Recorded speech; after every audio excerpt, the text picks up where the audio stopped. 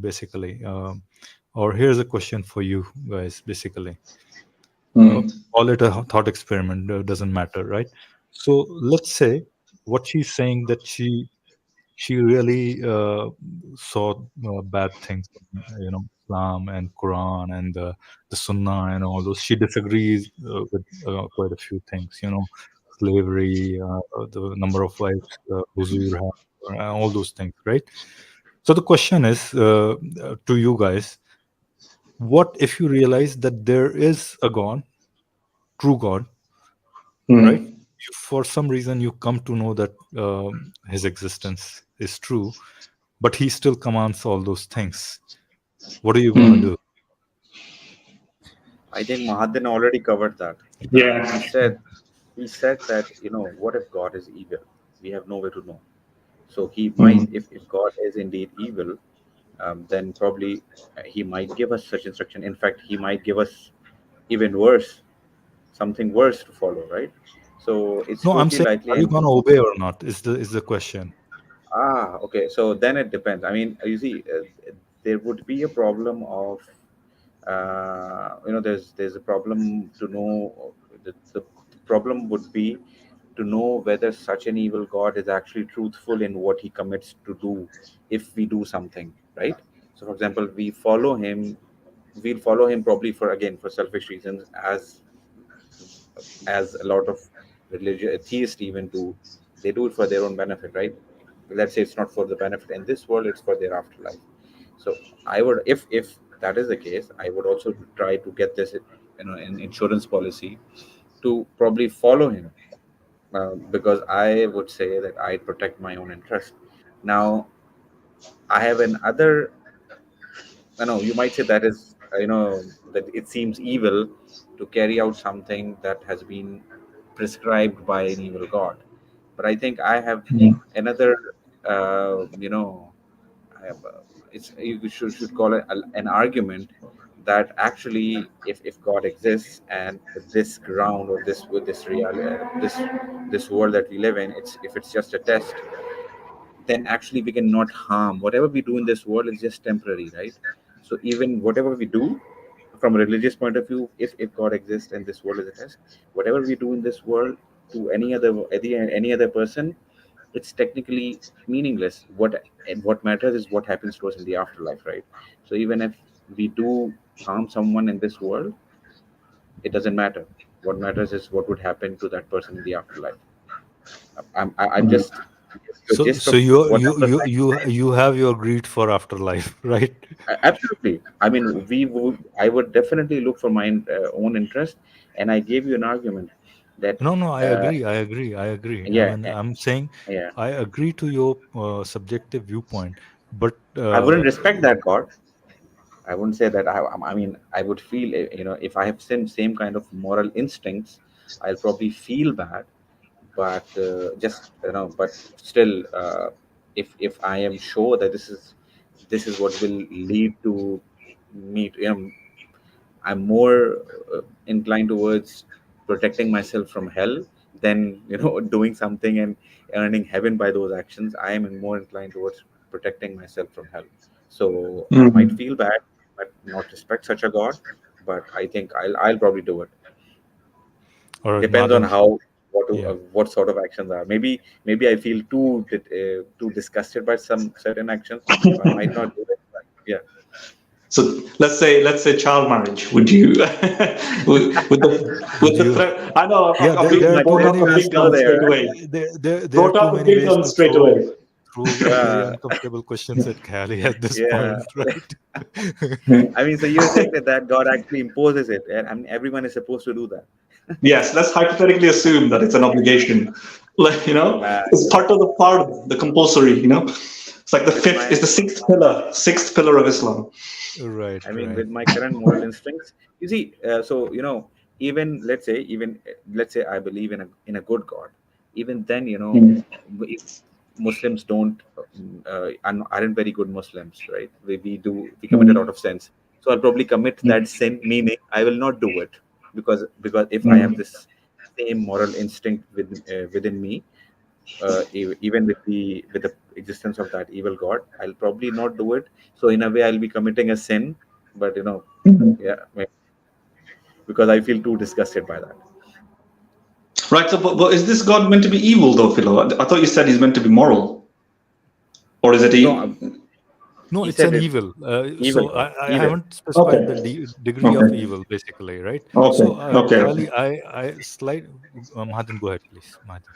Yes. Oh no. Do you want me to go, or do you want to talk to ask No, no, Kylie no. I still? wanted to say Kali is I done, right? Kali is yeah, done. Yeah, I have go given ahead, my Mahajan. testimony. I guess I We put Kylie at a top spot there. I don't know what he did to get around it. He thought this is my first stream, and I have to answer this. yeah, but I think I did well. I escaped it. Yeah, you did right. Yeah. Anyway, so the question was, what would I do if there's an evil God who's commanding me things? Yeah, Right, right. that's actually really, really difficult. I don't, I'm not sure. So I actually don't know how I would react. That's not a reality that I've even thought about. Um, I think based on my personality, right?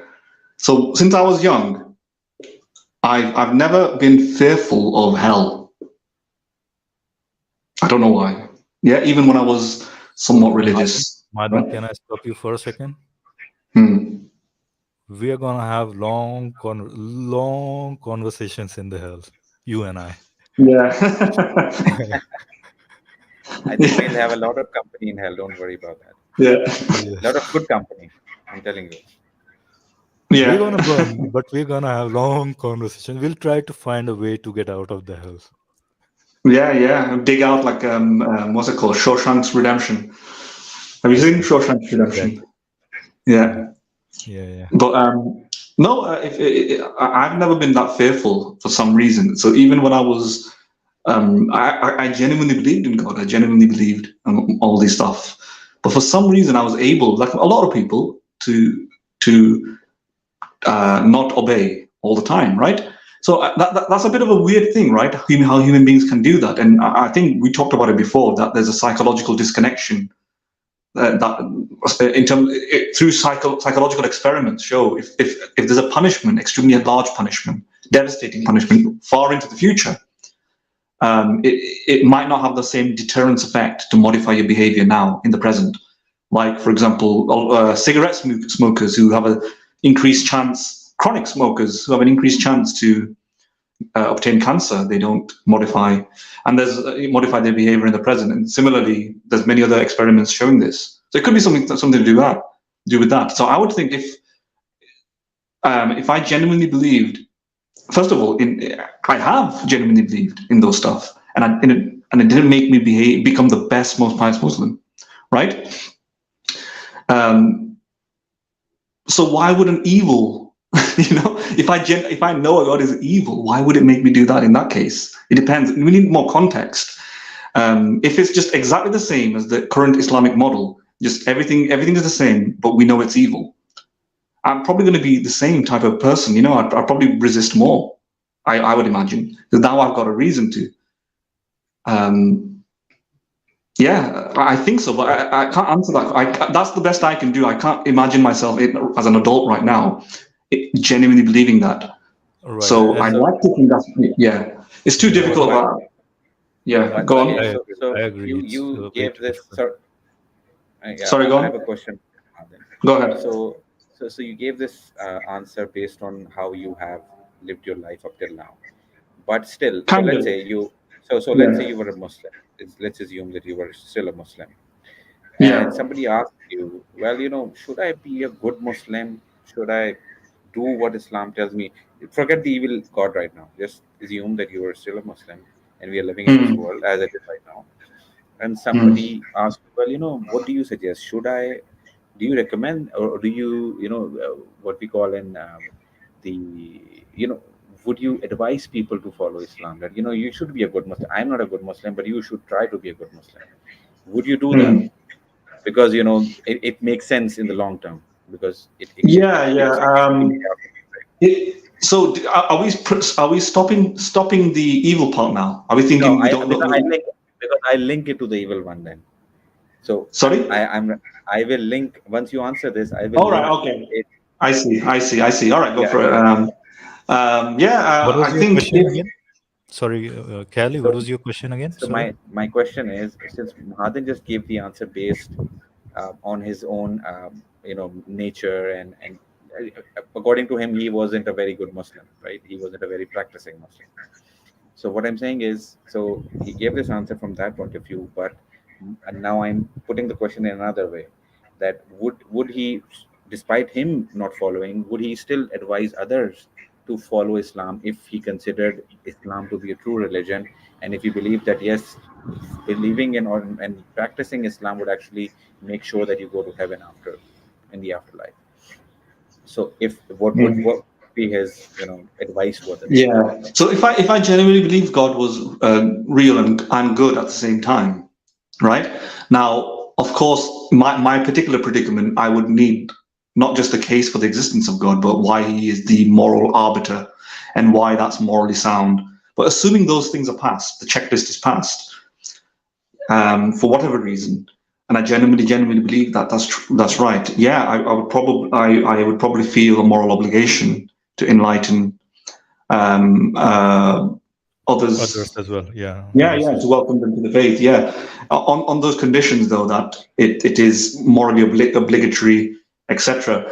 Having said that, that's again theoretical. I might need to reevaluate it because in my past, I did think that genuinely, and I actually had moments where I've had people tell me that they were of a different sexual orientation to their normal one, the heteronormative one, you know, and and I remember scolding them for saying, no, that's not right. You're not supposed to do this, and so on. But yet, I myself wasn't the greatest practicing Muslim.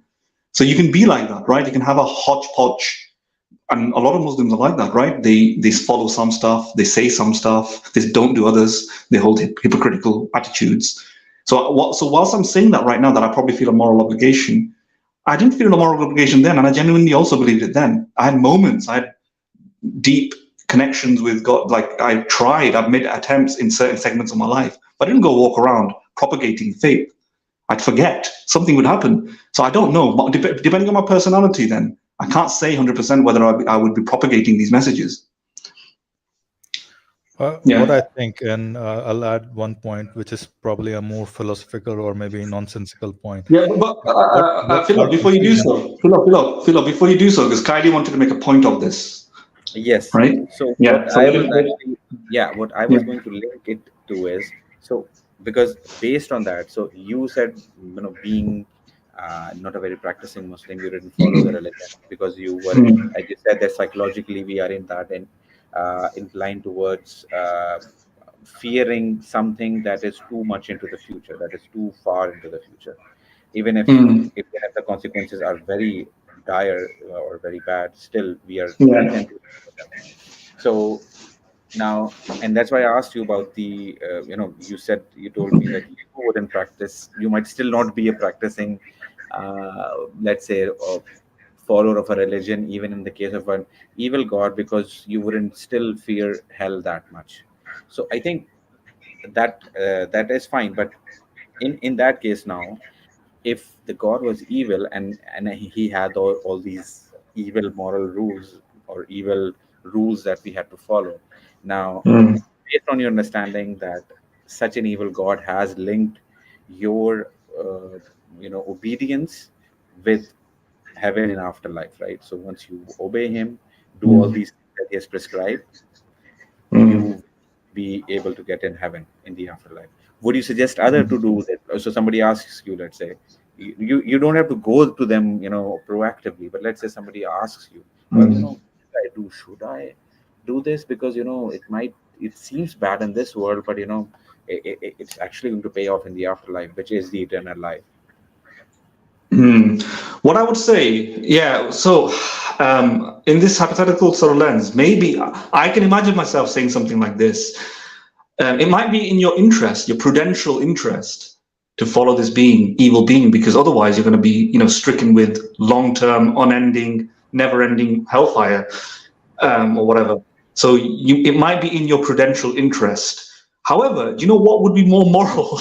And I would to enact some sort of rebellion against it. Imagine if you Right. stand up for what's right and you go down like a soldier, like just like in a war where you might sacrifice yourself. That would be really moral. I think I can imagine myself saying this genuinely because I can't conscientiously like propagate a message just like that. Like it's just in your self-interest. I don't think I can conscientiously make that an argument. So I might say, look, I will understand if you are so fearful and you perform this action that is otherwise atrocious to you. But try your best, think about it. You don't have to do this. There are some people die at war, doing what's right. Some people die for their family.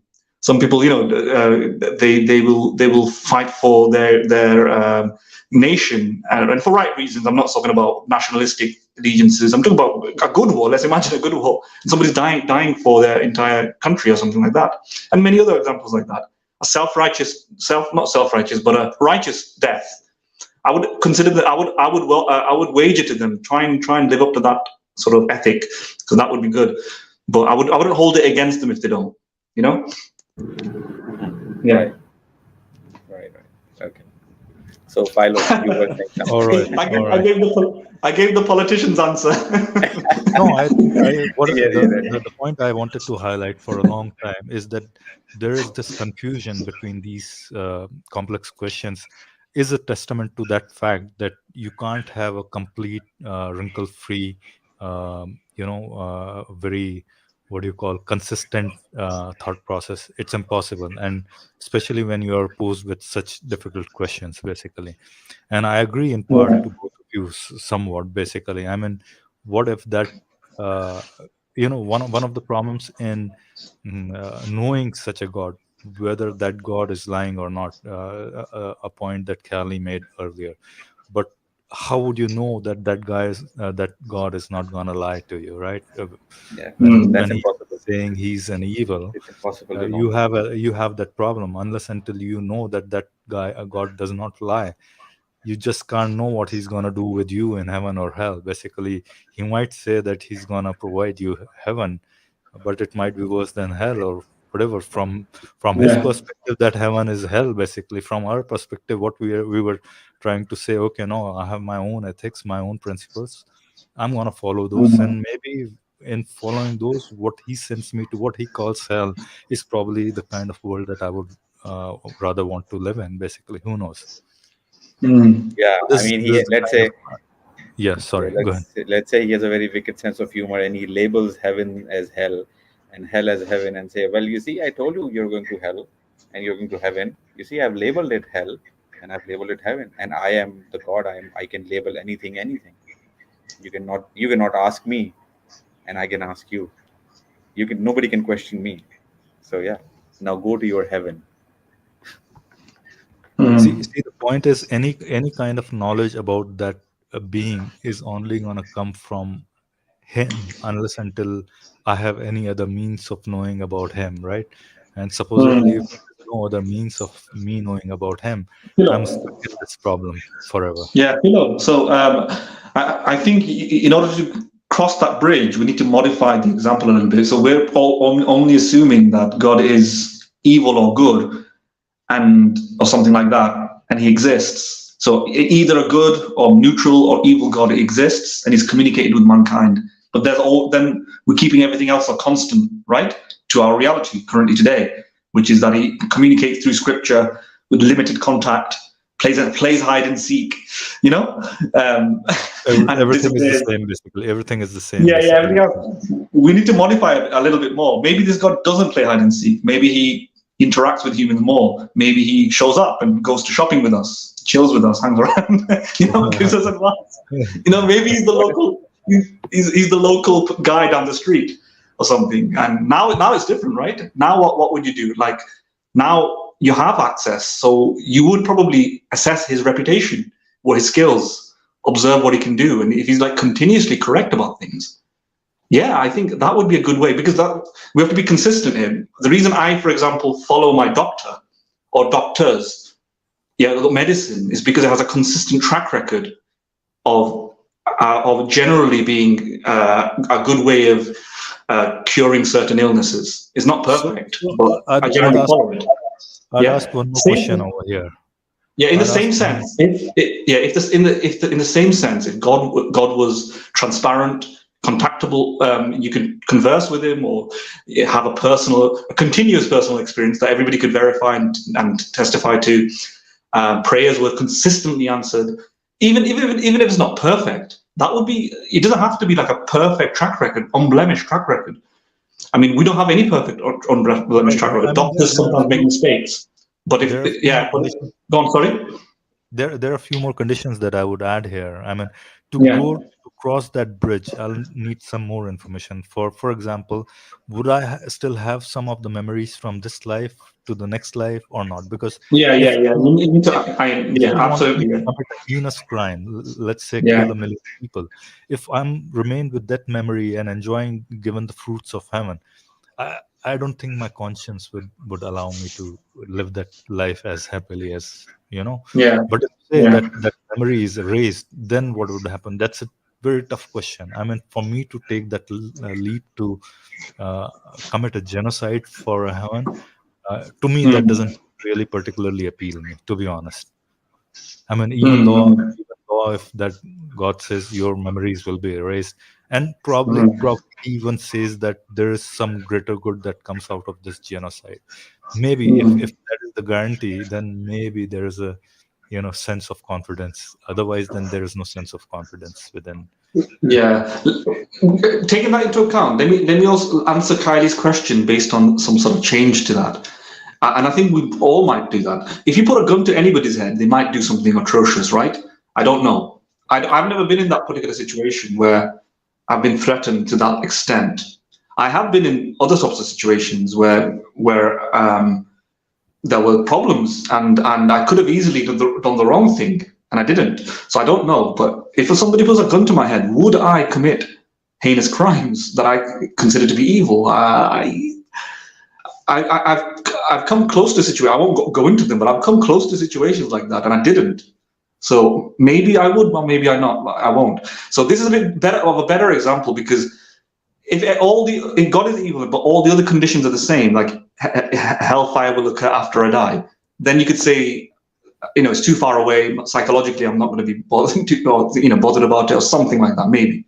But if I just knew God is here and He's going to kill me now, like this position of where Abraham was in, and he said, "Commit, kill your child." Would I do that? I'd like to say no. Um, I probably wouldn't. If it's my own child, let's put it in that situation. If it's my own child, I probably wouldn't. I've been in situations. I don't have any children, but I've been in situations where I have to protect my siblings, let's say. And yeah, you feel this fight or flight instinct and to protect, right? It's not necessarily rational, and sometimes you feel like you will die for them, and maybe so I would like to say that I wouldn't do something like that, Kylie.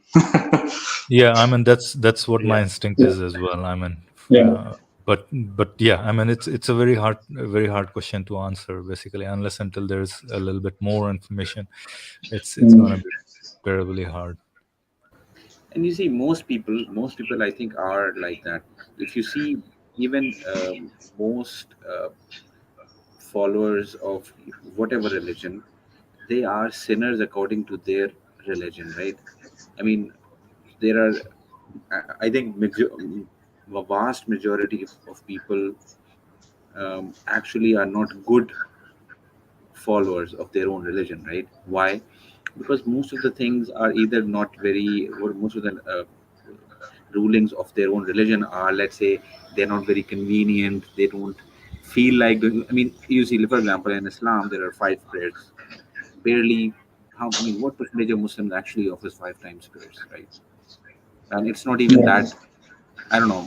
It's difficult, but I would say it's not even that. It's not even going for as far as killing your own child.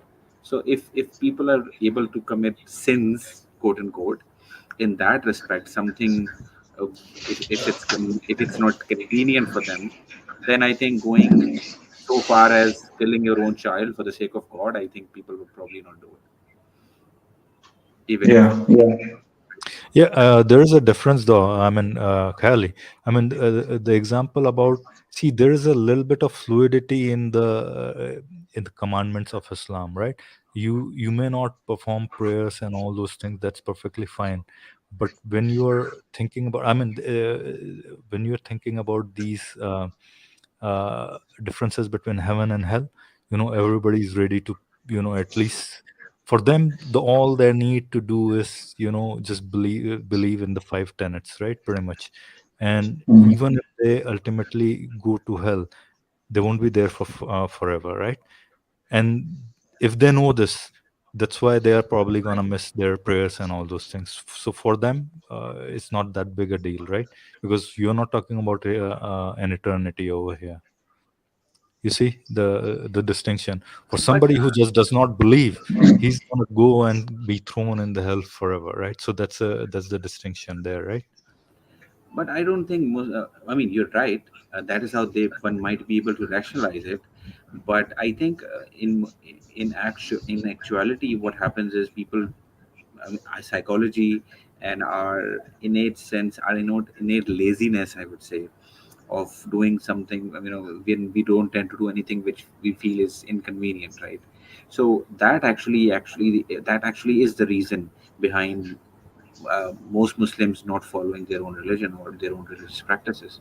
I You, think that is yeah, the reason. I mean, But of you're course, I mean, right. let's say, this is just a thought experiment. But let's say God has said that I'm. It's not likely that I'm going to forgive your sins. But I mean, in that case, what would happen is even still a Muslim would still be a commit at least one sin, right? Let's say I'll give you an example. There are major sins in Islam, right? In fact, there are such major sins which I think they're called. I mean, there are some sins which even might eat up all your good deeds, right? So which might result